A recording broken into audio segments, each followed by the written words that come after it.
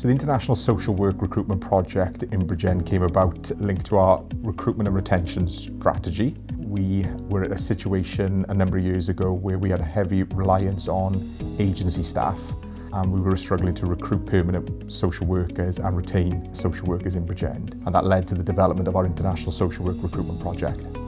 Initially, when we came, it was really a difficult process because you are coming from legislation which is different from your country. You are now coming to a community where you are practicing in a different way.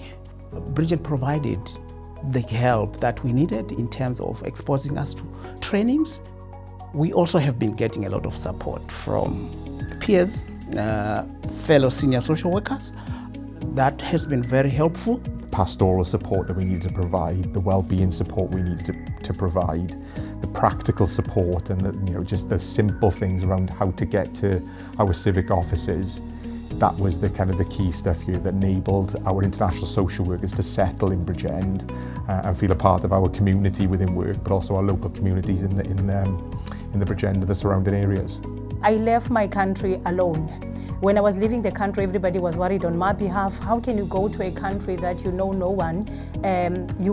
What's going to happen to you? For me, it's all about, again, the willingness to build those relationships with people around you. The very same day when I got to the country, I met a guy who was my neighbor. Today he's my family. I've met a few colleagues who became my family. So it was not that difficult after all.